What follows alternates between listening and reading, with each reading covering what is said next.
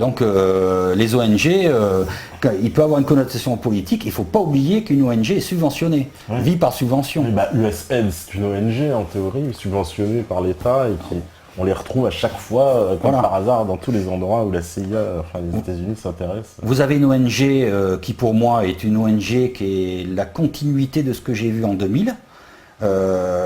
Qui est à Phnom Penh et qui arrête des pédophiles. Et j'ai vu une émission avec un journaliste, et c'est toujours le même journaliste, en gros, qui suivent les policiers cambodgiens qui enfoncent la porte, qui sauvent le gamin.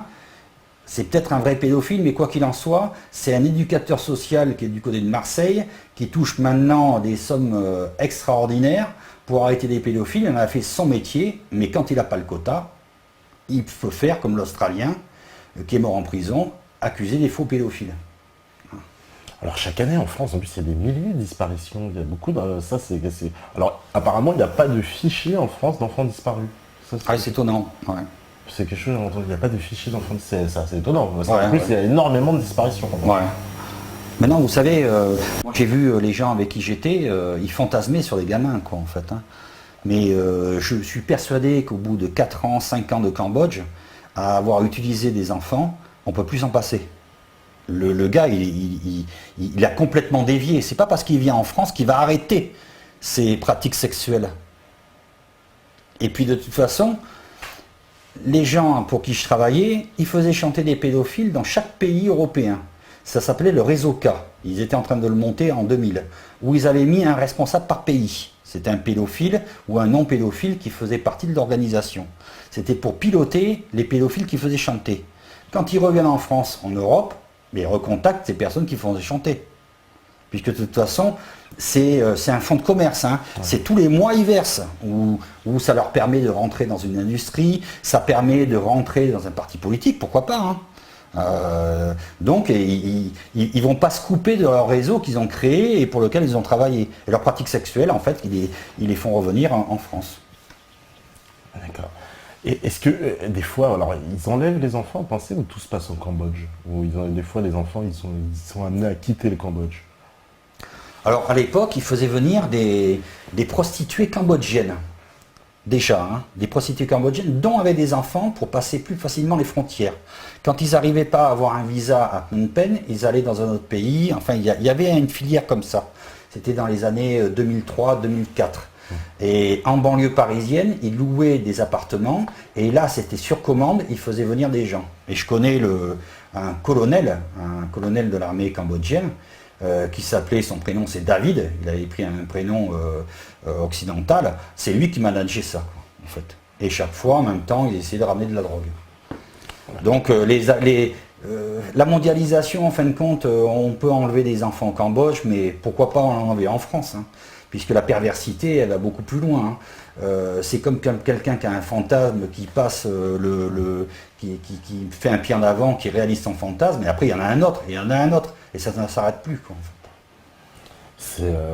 C'est une affaire assez quand même incroyable, surtout au niveau des ramifications. Quoi. Vous me dites là qu'il y a une dimension internationale. Moi je me demande c'est comment on fait pour... depuis... alors, vous connaissez l'affaire justement de l'hôpital général, non Non.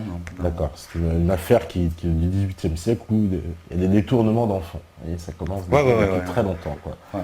Et au profit, j'ai entendu parler un petit peu. Voilà, d'une élite et de certains... on va dire certaines personnes très haut placées, parce que ça ne concerne pas le français moyen, ça, on ne peut pas dire ça. Ah bah non, ça concerne l'élite, ceux qui peuvent quand même se permettre ça. C'est ça, et puis ça coûte extrêmement cher, et il faut tout un réseau de transport des cassettes, des films, c'est tout organisé, c'est pas... le militaire, comme j'ai vu, l'ancien militaire plutôt, hein, qui était à la tête de ce réseau dans le début des années 2000, bon, c'est parce qu'il avait un carnet d'adresses, il était bien implanté, il était protégé.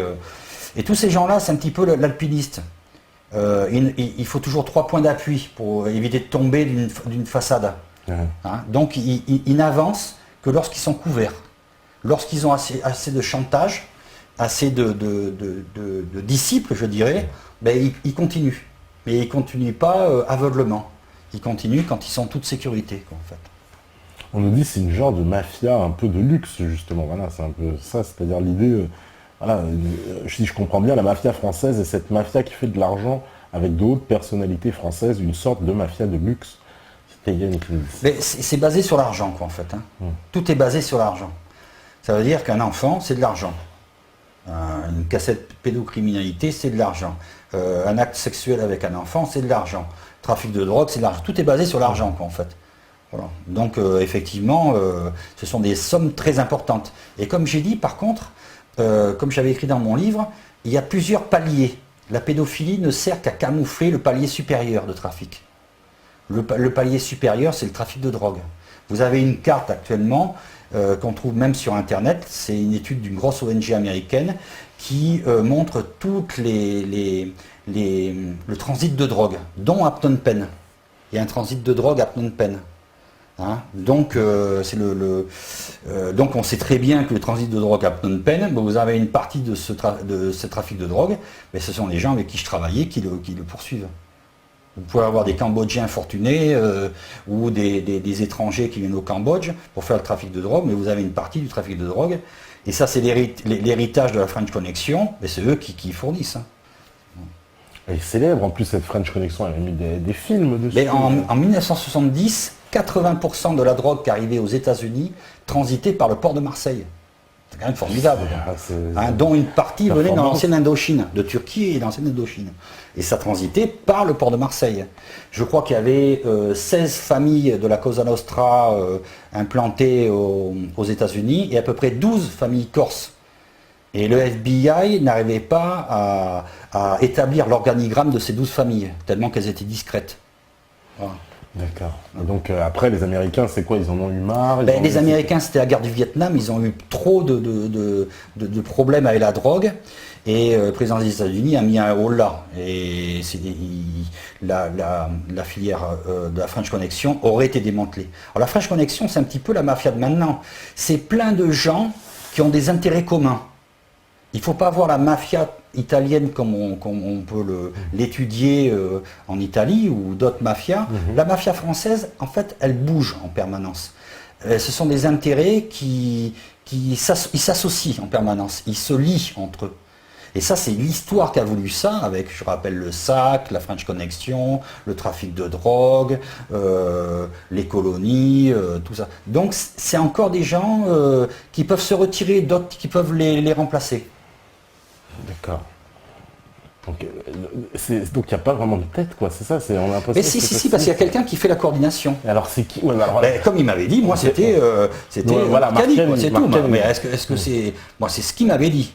Donc, ça veut dire un peu, ouais, donc quelqu'un qui est connu sans vraiment, en plus, bon voilà, on le connaît, mais pas plus que ça, quoi. Donc ce serait pas quelqu'un de très médiatique, forcément, de toute façon. Voilà, mais moi je pense que c'est quand même. C'est quelque chose de collectif, il y a une tête collective, je dirais, hein, de décideurs qui ont des intérêts en Afrique, qui ont des intérêts en France, qui doivent couvrir des crimes en France. Il y a tout ça qui se crée, ça a été vraiment créé avec l'histoire, et c'est quelque chose de gros, mais qui est solidaire, quoi, en fait. Hein. C'est vraiment solidaire. Mais c'est ça qu'on a du mal à comprendre, c'est que quand l'administration, elle est, on va dire, saisie sur une affaire comme ça, il n'y a aucune suite, c'est-à-dire qu'il y a vraiment moyen pour un fonctionnaire de bloquer l'affaire. Écoutez, c'est le gendarme Joly. Je peux citer son nom, qui est maintenant du côté de Perpignan, qui a été renvoyé de la gendarmerie, qui a été renvoyé du Front National, qui est du Parti Royaliste. Enfin, il a une activité très fournie. Il téléphone à mon employeur pour dire qu'il fait une enquête. Alors, il ne pouvait pas faire d'enquête, il était gendarme mobile. Qui fait une enquête dans laquelle où on trouve de la pédophilie, où je suis impliqué. La boîte qui m'emploie fait une enquête interne. On arrive à faire témoigner la DRH, les personnes à qui il a téléphoné, une infime partie certainement, parce qu'il devait balancer plusieurs coups de téléphone. Je porte plainte, classée sans suite. Je suis impliqué dans des affaires pas possibles, et tout tient à penser qu'ils ont une incidence dans mes affaires. Ils ne sont même pas convoqués par la police pour s'expliquer pourquoi ils me traitaient de pédophile. C'est quand même extraordinaire. Voilà. Bon. Ça répond un petit peu à la question. Hein. C'est juste un simple exemple. Hein. C'est incroyable de voir la portée de leur pouvoir, quoi, qu'ils puissent comme ça stopper toute initiative, qu'ils ont Mais je pense que c'est sur des affaires de chantage. Bon, Madame Joly a été correspondante au Midi Libre dans les journaux. On la trouve impliquée un petit peu partout. C'est une femme qui se débrouille très bien, qui est très active. Voilà. Et Héripian, en même temps, pourquoi ils étaient Héripian? Alors on peut se poser la question de Clermont-Ferrand, aller dans un petit village. Et parce que cet ancien gendarme avait l'intention dès 2000 de rentrer dans un ordre de Templiers. Cet ordre de Templiers, je me suis renseigné, était une ancienne loge d'une obédience maçonnique française qui a été renvoyée. Parce qu'elle dérivait au niveau sectaire. Et ils ont créé une loge de Templiers, alors c'est encore un exemple, hein, mais c'est encore une coïncidence, le grand maître s'appelait Mercier. J'ai encore, moi, je lui ai écrit à l'époque, il me dit, je ne peux pas vous recevoir, mais le gendarme voulait rentrer. Et on s'aperçoit qu'à Héripian, tout petit village, hein, où le gendarme a voulu écraser la boulangère, il y a eu tout plein d'histoires. Vous téléphonez au maire d'Héripian, il ne veut même plus entendre parler de ces affaires-là, hein, sans parler de l'affaire des menaces envoyées à Sarkozy. Ben, à Héripian, on a un ordre templier, très important, où le grand maître est installé à Héripian, et où il y a des ramifications un petit peu partout dans le monde. Voilà. Bon, c'est pas une coïncidence. Hein. Ça explique pourquoi de Clermont-Ferrand, ils sont allés dans ce petit village. On peut en parler, c'est justement la franc-maçonnerie. Quelle est leur influence réelle dans ces affaires? Ben, la franc-maçonnerie, moi j'ai dénoncé la loge Nagara qui est au Cambodge. Parce que la loge Nagara, comment ça s'est créé? La loge Nagara, moi en 2000, la société dans laquelle j'étais s'appelait Triangle. Et ils se faisaient passer pour des francs-maçons. Effectivement, il y en avait un qui avait été en franc-maçonnerie en France, mais il avait dû quitter la France pour une escroquerie. Donc il est parti au Cambodge et ils ont eu l'idée d'utiliser la franc-maçonnerie pour impressionner les gens. Alors on parle de franc-maçonnerie en France, ça rentre dans les mœurs, je veux dire, mais quand vous allez en Afrique, quand vous allez en Asie, ben c'est une autre dimension, ça veut dire qu'ils se donnent une importance. Ça veut dire qu'ils doivent être respectés parce qu'ils font partie d'une organisation secrète. Alors que la franc-maçonnerie, c'est une organisation qui est discrète. Hein, c'est des lois, des associations, loi 1900, c'est pas extraordinaire. C'est le fantasme de la franc-maçonnerie, on n'est plus dans les années 30. Hein. Donc ils ont créé ces sociétés Triangle Holding, et après ils immatriculaient comme l'équivalent d'une association à Phnom Penh. Et après ils ont essayé de chercher une obédience, de se raccrocher à une obédience. Et ils ont réussi, parce que les francs-maçons, en fin de compte, ils sont à la chasse de l'effectif. Ils veulent avoir une influence partout dans le monde pour modifier l'être humain, améliorer l'humanité. Bon, ça peut partir du bon sentiment, mais quand on voit la loge Nagara à Phnom Penh, ben, c'est faire preuve de naïveté. Et puis, il y a eu des informations qui sont remontées auprès de cette obédience. Le grand maître est parti au Cambodge, il est resté une journée pour inspecter. Une journée, c'est tout. Et après, il a basculé en Thaïlande.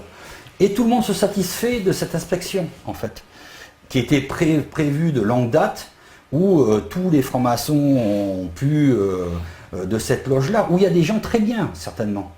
Et vous avez un noyau qui se sert de cette loge pour faire du business, pour travailler dans l'association franco-cambodgienne, pour accueillir les Français, etc. Ils bloquent tout, quoi, en fait. Hein, mais pas uniquement dans cette franc-maçonnerie, quoi. Voilà, donc, mais ouais, la loge Nagara, un franc-maçon peut aller la visiter en ce moment, aller assister, comme ils disent, aux travaux, se retrouver après, comme ils disent, en agape, au repas par la suite, et comme moi je sais, se faire piéger par la suite dans une chambre d'hôtel par des gamins, si la personne est intéressante. Voilà. Ça permet encore d'amener les pigeons. Hein, les pigeons. Oui, c'est ça. Voilà, c'est un business, c'est tout. Hein. Et ça leur donne une honorabilité.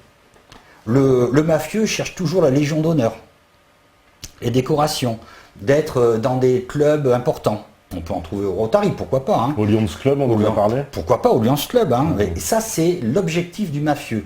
Il faut qu'il se montre, qu'il approche les gens de pouvoir. Et c'est un escroc, quoi, en fait. C'est un escroc. Hein. Mais il se faufile partout. La franc-maçonnerie, c'est qu'un moyen de rentrer quelque part. Et d'autant plus que les gens avec qui j'étais, ou bien ils étaient communistes purs, très purs et durs, ou bien ils étaient d'extrême droite. Et les gens d'extrême droite que j'ai côtoyés au Cambodge, je vous rappelle, ils ne reconnaissaient pas un enfant de couleur comme un être humain. Et ces gens-là, en même temps, ils sont anti-francs-maçons. Alors c'est peut-être, vous voyez un petit peu la relation de la Deuxième Guerre mondiale, ils n'ont pas réussi à éliminer la franc-maçonnerie, et maintenant ils sont anti-francs-maçons, ils rentrent en franc-maçonnerie juste pour profiter de l'honorabilité que leur confère un titre en franc-maçonnerie, et en même temps, ils sont prêts à la couler tout de suite. Voilà. Donc et si la loge ferme, mais ils auront réussi une double mission. C'est pour ça que je dis en fin de compte, le franc-maçon est naïf. Il n'est pas mauvais, il est naïf. Il croit tellement en l'humain qu'il accepte, même dans ses rangs, des gens qui n'ont pas le profil. Et à plus forte raison, outre-mer. Alors, on nous demande si vous connaissez la mafia albanaise, Non. Réputée comme une des les plus méchantes du monde, quoi. Alors, on nous dit avec toutes ces disparitions d'enfants, il y a de quoi devenir schizophrène, limite une puce RFID sur mon monde pour géolocaliser. Ça, c'est... Ah ben la géolocalisation, on en parle pour les expatriés qui risquent de se faire enlever maintenant. Ah ouais. Ah ouais, ça c'est une étude pour savoir si un ingénieur devait se faire enlever quelque part en Afrique, on sait où il se place. Ça on en parle, je ne sais pas si ça existe vraiment, mais ça en parle. Ça va être horrible parce que s'ils sont en zoo, ils vont en plus se faire charcuter, les mecs vont chercher à enlever la puce, ça risque, ouais. ça risque d'être... Mais regardez, j'en reviens au gendarme qui m'a traité de pédophile. Ouais. Ben, il a une boîte de sécurité qui se propose de faire la protection d'enfants. Protection d'enfants. En France, à Perpignan, pourquoi on protège les enfants à la sortie des écoles en France? C'est quand même extraordinaire. Et c'est sur Internet. Les enfants de personnalité, peut-être, ça, oui. Mais... Ouais, mais il y a encore. On pourrait pas le reconnaître, quoi. Ouais. Le fils à BHL, on Moi, je pense que les enfants qui se font enlever en France, c'est comme au Cambodge, c'est les enfants dont on n'entend pas parler. Bah, souvent, c'est des enfants justement de l'assistance publique, Voilà. qui n'ont pas de c'est famille déclarée. Et souvent aussi, pas mal d'enfants apparemment en situation irrégulière aussi. Voilà, et c'est exactement le cas du Cambodge, pour les enfants qui étaient volés dans l'état d'ordure. C'est pareil, c'est le même système. Des enfants dont personne va s'inquiéter, ou personne ne va réclamer la disparition, quoi. Il n'y aura pas de bruit. Mais il faut savoir que si c'est la même...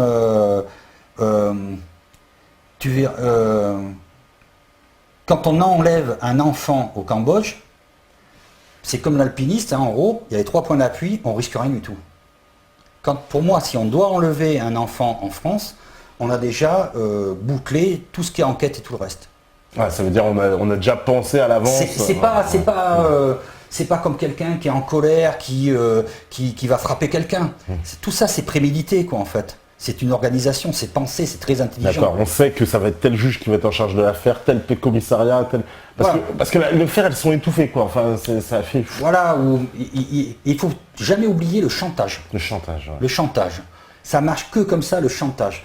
Et j'ai, moi, trouvé un livre, un règlement militaire qui date de 1953 sur la guerre psychologique. Où on parle de manipulation des foules, de manipulation, de chantage. Donc c'est des méthodes qui sont de la guerre froide, tout ça. On a oublié le pacte de Varsovie, on a oublié toute cette période-là où on coulait des entreprises en manipulant des chefs d'entreprise, en les faisant chanter. Mais c'est exactement le même système, quoi, en fait. Moi, ce que j'ai vu, c'est le système de la guerre froide.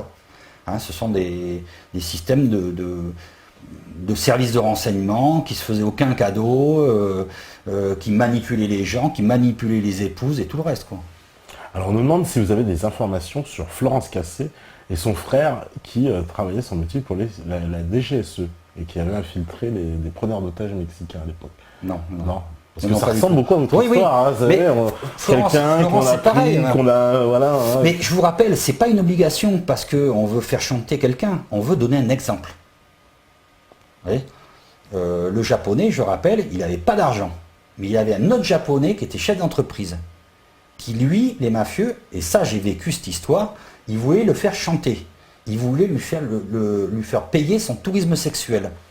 Alors ils ont cassé le petit japonais, ils l'ont fait mettre en tôle, avec la complicité de la police cambodgienne, la police des étrangers, où même moi, je donnais de l'argent régulièrement. J'avais un fonds de caisse et j'ai donné plusieurs centaines de dollars à l'époque. J'entretenais la police cambodgienne. Comme ça, après, c'est quoi? Ils te laissent tranquille? Non, c'est pas ça, c'est qu'on les mettait dans les combines. Ah. On a dit, ce soir, on piège telle personne. Ça veut dire, le système, il est très bien fait. On piège telle personne, demain, on essaye de lui soutirer de l'argent, s'il refuse, vous intervenez, parce que vous avez les pièces. Et moi, j'ai vu les mafieux, le gars était en garde à vue, il faisait en sorte de ne pas prévenir l'ambassade de France, que personne, l'ambassade de France n'était pas au courant, et vous arrivez, le mafieux arrivait, et il se présentait à la police, et il jouait le rôle de l'ambassade de France, quoi, en fait. Je vais arranger, t'inquiète pas, je te sors de là, je connais le policier. Bon, mais maintenant, il y a ce compte-là, il faut que tu téléphones, je vais te donner un téléphone, il faut que tu vires 100 000 $, autrement, ils vont te laisser en prison. Parce que c'est des durs, hein, c'est des anciens Khmer rouges. Voilà. Et le gars, il avait tellement peur que s'il avait de l'argent, il téléphonait, arrivait sur le compte, et après, il était libéré. Mais ça n'empêchait pas qu'on continue le chantage. Ouais. Ça veut dire, arriver en France, en Allemagne, dans notre pays, ben, il était toujours suivi. Il devait, premièrement, ramener 10 pédophiles en tourisme. En tourisme, ça veut dire ramener 10 mecs là-bas. Ouais, autrement, il était sanctionné ou il avait des problèmes avec la police allemande ou française. Mais ces gens-là, en plus, quand ils sont pris comme ça dans un chantage, c'est impossible de s'en sortir. Ça finit mal. C'est comment ils peuvent... Il n'y a pas de solution pour eux. Non, mais ça, c'est toute la vie où ils prennent la personne. Hein. Mais, le gars, nos amis belges pourront peut-être faire les relations. Le mafieux avec qui je travaillais est allé en Belgique contacter la police belge et il avait eu le CD d'Ulrich, un pédophile où il y avait des centaines de gamins à poil. Quoi. Hein. Donc, ils arrivaient à rentrer dans la police en Europe. Parce qu'ils se présentaient pour protéger les enfants contre les pédophiles. Ça leur permettait d'avoir des contacts avec la police. Voilà. Donc c'était un sacré système. Le fameux CD de Zandvoort, là. Voilà. Et en même temps, ils balançaient des... Moi j'ai vu une enquête sur des musulmans au Cambodge. Ils alimentaient la DST en dossier. Ça c'est une préparation d'attentat qu'ils avaient inventé sur des musulmans. Ils n'avaient rien fait, les Pakistanais. Ils avaient ouvert un petit restaurant en Phnom Penh. Ils avaient strictement rien fait, mais ils ont monté un dossier d'une centaine de pages avec des attestations, etc., qui préparaient un attentat. Donc ils ont envoyé ça en France, et après, pour éviter le soi-disant attentat, qu'est-ce que la France a fait? Ça veut dire que les gens, ils ont peut-être disparu, ou ils sont repartis au Pakistan, ou autre chose, parce qu'après, il y a des mesures à prendre. Si on vous dit qu'il y a des gens qui sont en toute quiétude à Phnom Penh, ils préparent un attentat. Ils ont des ramifications et tout. Et ça leur permettait d'être couverts par les services de renseignement français en même temps. Donc ils jouaient sur plusieurs tableaux. C'est-à-dire en plus ils peuvent évincer quelqu'un, donc même qui leur plaît pas, voilà, sur voilà, les allégations au niveau concurrentiel. Concurrentiel. Voilà, là pour revenir à l'accompagnement d'une entreprise, vous vous adressez pas aux bonnes personnes au Cambodge par exemple, qui vont vous accompagner mais vous racketter. En gros, c'est ça, hein, pour installer votre entreprise. Vous vous adressez à quelqu'un d'honnête, mais ça ne va pas leur plaire, puisque chaque personne qui arrive au Cambodge, ça doit leur apporter de l'argent, parce qu'ils pensent que c'est leur pays. Donc c'est un droit d'entrée. On peut voir dans d'autres pays africains en même temps. Il faut payer le droit d'entrée. Alors bien souvent, ce n'est pas directement aux mafieux, vous allez passer par un fonctionnaire cambodgien, par exemple, parce qu'ils se couvrent, ils sont très intelligents. Et après, le fonctionnaire cambodgien va prendre ses 10%, il va redonner le reste après aux mafieux. Hein. Donc si vous n'acceptez pas ce système, ben, ils font en sorte que vous ouvriez jamais votre entreprise. Mais par exemple, les gens qui vont, alors bon, je vais me faire l'avocat du diable encore, mais ceux qui vont là-bas quand même en vacances au Cambodge, ils ont une petite idée derrière la tête, non?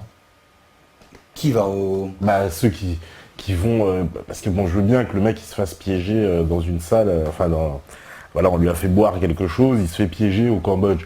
Mais il y en a beaucoup qui vont quand même là-bas. Pourquoi ils vont au tourisme au Cambodge? Ah, ben là, c'est connu comme une destination de tourisme sexuel, le Cambodge. Non, mais même Thaïlande. Même la Thaïlande aussi, la première fois quand j'étais casque bleu, etc. Je vais raconter, la première fois quand j'étais casque bleu, l'ONU impose une semaine de vacances quand on fait 6 mois de casque bleu. Moi, ça ne m'intéressait pas. Je n'étais pas venu au Cambodge pour aller en vacances. On m'a dit, il faut faire une semaine de vacances en début ou en fin. au milieu, vous faites quand vous voulez. Si vous ne voulez pas, vous repartez en France, psychologiquement, vous n'êtes pas apte à travailler pour l'ONU. Il y avait des milliers de militaires onusiens. On nous a imposé d'aller à Pattaya, la plus grande ville où il y a le plus de prostituées au monde, à l'époque. Et c'était en 1993, et j'ai un ami militaire, je lui dis tiens, regarde, l'Allemand là, il est sympa, il a dû parrainer un enfant, parce que moi j'avais ramené mon petit gamin, j'avais donné un orphelinat français. Il me dit non, il a loué l'enfant à la journée. Il y avait 2 boîtes de nuit d'enfants à Pattaya à l'époque. Et elle se reconnaissait par appareil photo interdit, etc. Et les enfants dormaient dessous. Et quand un enfant s'évadait, le policier thaïlandais le ramenait parce qu'il avait une prime. Et l'enfant se louait comme les prostituées à la journée. La Thaïlande a arrêté, si vous voulez, parce que ces pratiques a fait du ménage. Ça peut être plus discret. On peut toujours trouver de la pédophilie, certainement en Thaïlande encore, mais beaucoup plus discret, parce que ça portait tort complètement à la Thaïlande. Je pense que maintenant, Pattaya, c'est devenu une station balnéaire, où il y a encore de la prostitution, certainement, mais cette prostitution, elle s'est détachée, elle s'est développée maintenant au Cambodge, mais au sud Cambodge, au sud, du côté de Sihanoukville. Où il y a beaucoup plus de facilité d'acheter des fonctionnaires cambodgiens, il y a des plages, il y a plus d'air de liberté, et voilà. Donc elle s'est déplacée là-bas. Donc en fin de compte, c'est comme on peut déplacer la prostitution dans une rue, dans une grande vue, la prostitution elle ira ailleurs, la pédophilie c'est pareil. Et là elle se développe actuellement au Cambodge, effectivement, depuis plusieurs. Et vous avez une faune qui arrive, qui vient non pas d'Europe uniquement pour s'installer, mais d'Afrique. Parce que la politique française fait peur sur la Franc-Afrique en ce moment. Ouais. Et bien il y a des gens qui ont petit peur, Sarkozy a fait peur, Hollande fait peur, je le tiens de source sûre du Cambodge, et vous avez de plus en plus de Français qui vivaient en Afrique, qui se retrouvent maintenant au Cambodge. Mais fait exceptionnel au Cambodge, il n'y a plus d'attaché de police. Ça veut dire que quand il y a une affaire avec un Français, c'est le policier qui est à l'ambassade de France à Hanoï, qui doit se déplacer, mais aussi difficilement qu'un juge d'instruction se déplace de Paris vers Phnom Penh. Voilà, donc c'est devenu, pour moi, je dis, c'est certainement un hasard, c'est un pays où tous nos malfaiteurs qui se cachaient en Afrique et à droite à gauche, ils peuvent se retrouver au Cambodge maintenant, on va rien leur dire. Et puis voilà, il n'y aura personne pour leur taper dessus. Mais ça contribue en même temps à couler le pays et à critiquer le gouvernement actuel. Le gouvernement du Premier ministre Hun Sen. Voyez, et à critiquer, les droits de l'homme commencent à critiquer, financés aussi par des puissances étrangères. Il y a eu des troubles en plus au Cambodge, il y a quelques mois, des gros troubles, il y a quelques mois de ça, on avait couvert ce truc-là. Et ben on va refaire une deuxième petite pause et puis on revient juste après. Et puis allez-y évidemment, voilà, posez vos questions. Oui, Vérité qui nous dit c'est joli la Thaïlande, il y a plein de beaux paysages. Oui, il n'y a pas que ça malheureusement. À vous la régie. De retour, voilà, donc après ce petit intermède musical, j'en profite parce que j'ai lu un peu les chats. On passe un petit coucou à Cyrine et on a bien reçu le chèque avec la petite enveloppe fait par sa petite fille. C'est charmant, merci beaucoup. On a reçu, on en parlera de toute façon dans les libres antennes. Alors voilà, je voulais revenir, on avait dit qu'on allait parler des Templiers, de ces organisations un peu qui ont un pouvoir occulte. On a un petit peu évoqué tout à l'heure, mais il semble qu'il y a des organisations assez incroyables. Disons que l'anticommunisme avait ses Templiers. Maintenant, on est dans une ère de guerre contre les musulmans. Le Cambodge, par exemple, les Chams, sont plus ou moins subventionnés par le Qatar. Alors les Chams, ce sont les musulmans cambodgiens. Les musulmans cambodgiens, voilà, on appelle ça les Chams, qui ont toute une histoire. Et on s'aperçoit qu'il y a un ordre qui s'appelle l'ordre écuménique de Saint-Jean de Jérusalem, dont l'association est à Boulogne-Billancourt, dont un des Templiers est le fonctionnaire corrompu qui s'appelle Yim Sip, qui fait les traductions en français. Qui fait les fameuses traductions, voilà. S'implante pour ouvrir l'ambassade. Alors c'est extraordinaire, vous allez me dire, vous avez l'ordre de Malte, qui est reconnu, à 90 ambassades et reconnu par l'ONU. Cet ordre que je viens de citer n'a pas d'ambassade, mais ses membres se déplacent avec des passeports diplomatiques. Qui dit pas des passeports diplomatiques veut dire après ambassade. Après, et droit et afférent valise aussi, diplomatique. Voilà, valise diplomatique. Voilà. Immunité diplomatique. Tout en sachant qu'ils sont tombés, c'est peut-être à la limite des gens utopiques qui aiment se faire plaisir avec les capes, qui se retrouvent à Huesca tous les ans à faire une grande fête pendant un week-end, hein, au mois de juin pour la Saint-Jean. Mais quoi qu'il en soit, ils sont tombés dans une mouvance mafieuse qui va savoir en tirer en profit. À plus forte raison, quand un de nos ministres actuels, un ministre important, a subventionné des dons humanitaires pour aller au Cambodge. L'association de Saint-Jean de Jérusalem, avec ce ministre, ont affrété un conteneur, voire plusieurs maintenant, je ne sais pas. Et moi j'ai vu arriver un conteneur au Cambodge de médicaments qui a été étalé par terre où les pharmaciens venaient acheter les médicaments. Voilà. Alors que c'est un don humanitaire normalement. Donc ça doit être redistribué gracieusement en fait. Cette association de Saint-Jean a cru acquérir des terrains à Pailin. À Pailin, c'est à la frontière thaïlandaise. A dressé des hôpitaux, un petit hôpital. Quand les gens de cette association viennent visiter, il y a toujours des malades, il y a toujours des médecins. Quand ils s'en vont sur plein de peine, il n'y a plus rien. Voilà. Pourtant, il y a à peu près 300 000 € qui ont transité pour ce dispensaire hôpital à créer. Voilà. Donc ça, c'est en même temps des gens utopiques qui se sont fait avoir, qui ont des objectifs de créer une ambassade, d'où le risque. Ils sont en contact de mafieux, de princesses, de princes. C'est l'opposition actuelle à Hun Sen, les anciens des partis royalistes, des franco-khmers qui restent, qui sont là-bas depuis 20 ans, qui essayent de tirer profit de tous les pigeons qui arrivent, qui sont en même temps avec les mafieux. Je vous dis, c'est la mafia, c'est des intérêts communs à plumer les gens, quoi, en gros. Hein. Jusqu'au crime. Si on fait un crime, c'est pas grave parce que ça passe inaperçu. Il faut comprendre la mentalité des gens à l'étranger. Ils n'ont plus les mêmes valeurs, les mêmes objectifs qu'en France.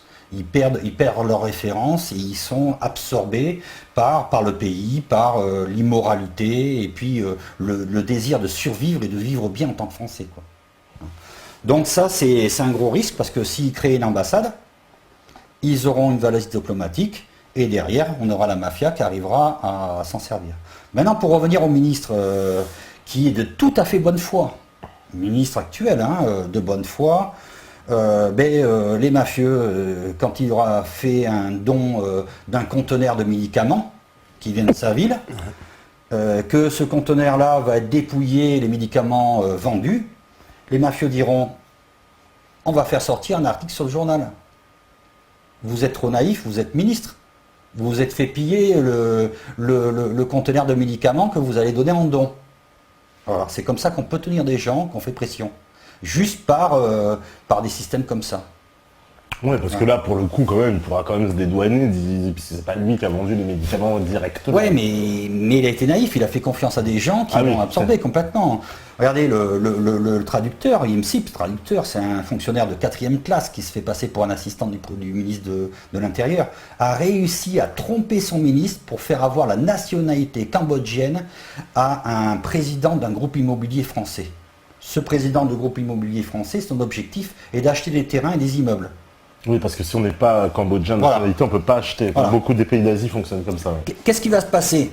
J'avais déjà décrit, ça c'est une escroquerie. Hein. Il va acheter, il va balancer plusieurs millions d'euros, et puis dans 5 ans, on va lui dire, mais en fait, vous n'alliez pas avoir la nationalité cambodgienne, puisque vous n'avez pas rempli les prérequis. Parce que c'est le fonctionnaire IMSIP qui a fait des papiers bidons, comme quoi il parlait un peu le khmer, c'est obligatoire, comme quoi il connaissait l'histoire du pays, etc.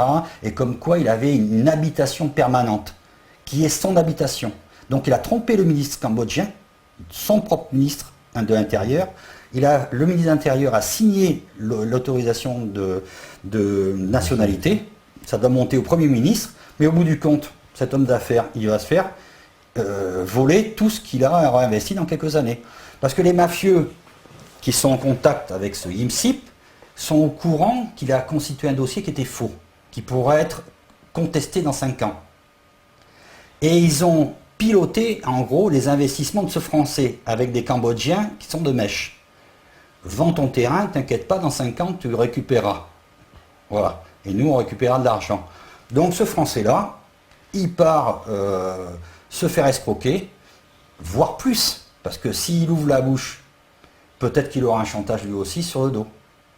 Ou ses collaborateurs, qui aiment bien sortir en boîte de nuit, qui aiment bien aller là où il y a des jolies filles et peut-être autre chose. Voilà.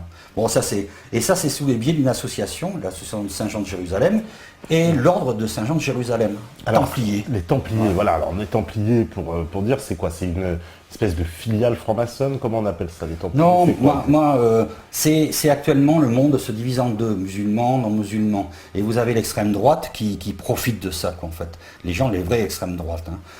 Et vous apercevez qu'il y a de plus en plus d'associations templières qui se créent. Hein, c'est pour défendre la Quoi, dans race, l'esprit etc. des croisades? Dans l'esprit des croisades, voilà. complètement, pour se préparer au combat.